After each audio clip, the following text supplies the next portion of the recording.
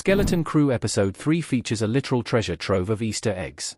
Starring Jude Law as Jod N.A. Noward and a crew of kids lost in the Star Wars galaxy, Episode 3 sees the new crew of the Onyx Cinder officially coming together for the first time. Evading pirates and seeking answers about the lost world of At-Atin, this new episode features some great references, including some major connections to legends and the 1970s.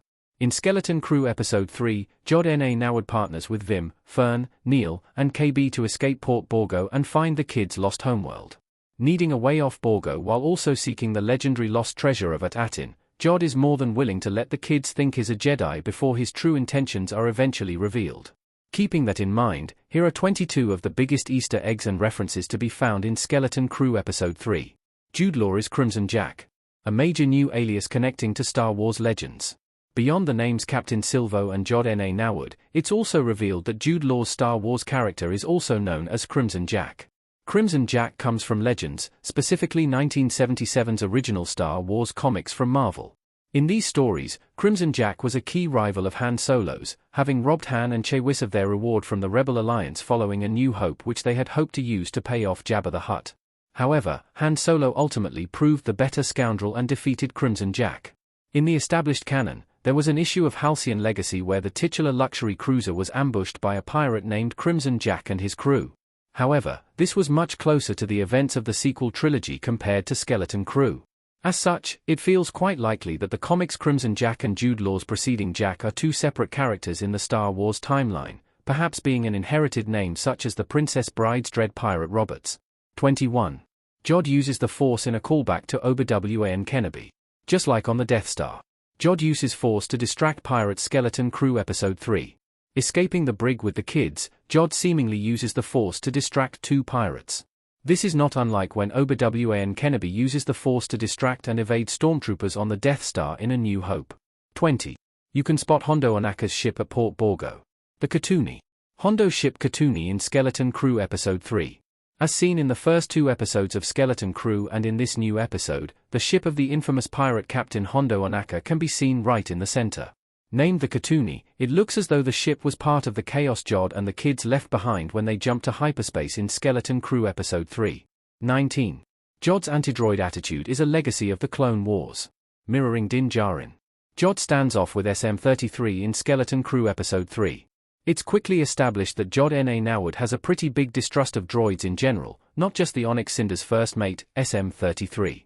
This likely stems from the widespread hate many droids faced in the wake of the Clone Wars, not unlike Pedro Pascal's Din Djarin in The Mandalorian. 18. Yet another B-1 battle droid. Did we win? Jod and B-1 battle droid in Skeleton Crew Episode 3. Encountering the remains of a barely functioning B-1 battle droid while searching for SM-33, Jod briefly turns on the separatist droid before it falls apart. Hilariously, the B-1 asks if they won, apparently unaware that the Clone Wars ended decades prior. 17. A familiar voice from Benjar Pranik. Alfred Molina. Jod and Benjar Pranik in Skeleton Crew Episode 3.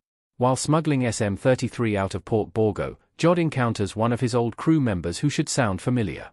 An Ishi Tib named Benjar Pranik, this alien pirate is voiced by actor Alfred Molina.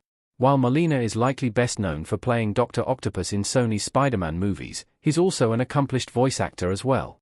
16. Faking the Force with magnets. Like Obi-Wan Kenobi's Hajaristry. When Jod leaves to save SM-33, the kids debate about whether they can trust him. While Vim says he must be a Jedi due to his use of the Force, Fern counters that the Force can be faked using repulsor lifts, tractor beams, magnets, or even really thin string. Interestingly enough, faking the Force with magnets was seen in Obi-Wan Kenobi by Kumail Nanjiani's character Hajaristry, a con man pretending to be a Jedi who helped fugitives evade the Empire. 15. The hyperspace tricks are so very familiar. Lightspeed skipping, holdo maneuvers, and more. Gas line in Skeleton Crew Episode 3. Despite being caught on a fuel line, the Onyx Cinder jumps to hyperspace all the same, which results in mass chaos in their wake at Port Borgo. This is not like other unconventional lightspeed jumps seen in the Star Wars canon, such as lightspeed skimming in The Rise of Skywalker or the holdo maneuver in The Last Jedi. 14. Yes, Star Wars is still telling us the odds. Evoking C-3PO and Lobot. KB with Jod in Skeleton Crew Episode 3. When Jod asks a still awake KB if she trusts him, she responds that she's calculated the low odds of him actually being a Jedi. This evokes C-3PO, who often revealed the odds to his fellow rebels in the original trilogy, as well as Lando Calrissian's right-hand man Lobot, who similarly had cybernetic implants to help him calculate and process data. 13. Skeleton Crew uses some classic sound effects. Theremins for a retro sci-fi sound. Jod and Kids in Skeleton Crew Episode 3. Upon their arrival to meet with Jod's old contact KHYMM, theremins can be heard in Skeleton Crew's score by composer Mick Giacchino. This provides a very classic and retro sci-fi sound. Theremins were also heavily used in the score for Marvel's Loki series.